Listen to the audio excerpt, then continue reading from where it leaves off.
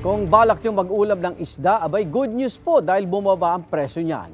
Nagbabalik mula sa Malabon Fishport ang kasama natin si Susan Enriquez. Susan!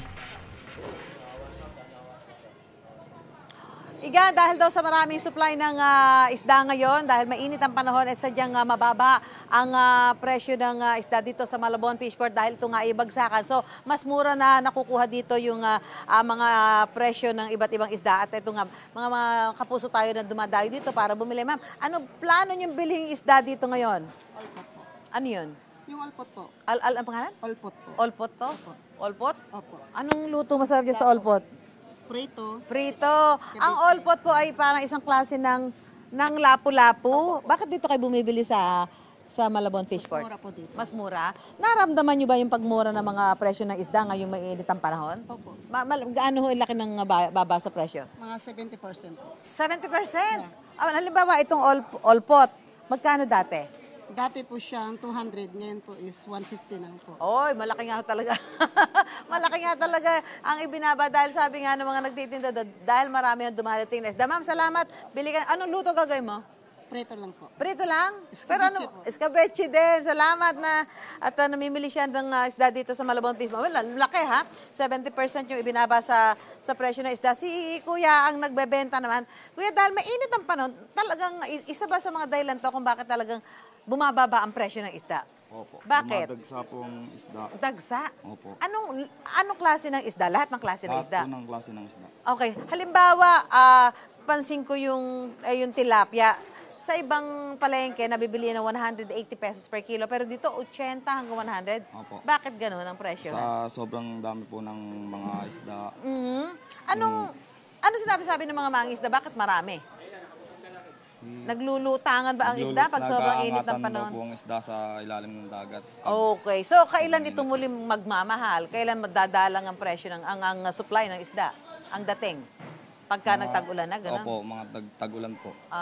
So, ito yung maganda pagkakataon na magluto kayo ng iba-ibang klase ng mga isda, iba-ibang putahe dahil mura. Opo. Okay, salamat kuya. Ayan po, no.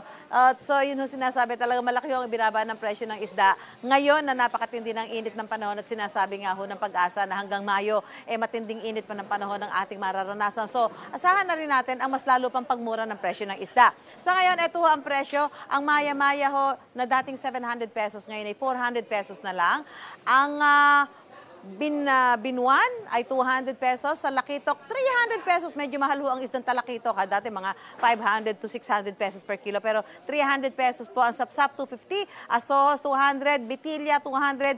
Ang paro, 180. Bisugo, 250. Medyo mahal ang bisugo dati ha. Hanggang 400 pesos per kilo. Pero 250 ho ngayon. Alumahan, 170. Ang bangos na dating 180, 120 na lamang. Ang tilapia naman na dati binebenta ng 120 ay mabibili ho ngayon ng 80 hanggang 100 pesos. Ang dalagang bukid, 200 pesos. Galunggong, 100 pesos. Medyo mahal ang galunggong dati eh. Ang cream dory, 90 pesos. At ang tanigi naman, 250. Lapu-lapu, 400 pesos. Naku, masarap sa lapu-lapu yung steamed. At yan, habang mura, pwede nyo iluto sa inyong mga tahanan. At ang dating 1,000 pesos kilo nga po ng lapu-lapu ay mabibili na lang ngayon ng 400 pesos. Pwede pa kayong pumili sa klase ng lapu-lapu na mabibili nyo dito sa Malabon Fishport. So yan po ang magandang balita. Kahit paano sa kabilahon mga nagtataas ang presyo ng ilang mga pangunahing bilhin, ang magandang balita natin, nagmumura ho ang presyo ng isda dahil sa matinding init ng panahon na ating nararanasan. Mula po rito sa Malabon Fishport, balik po tayo sa studio.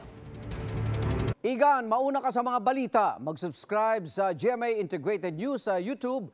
Sa mga kapuso abroad, subaybayan nyo kami sa GMA Pinoy TV at sa www.gmanews.tv.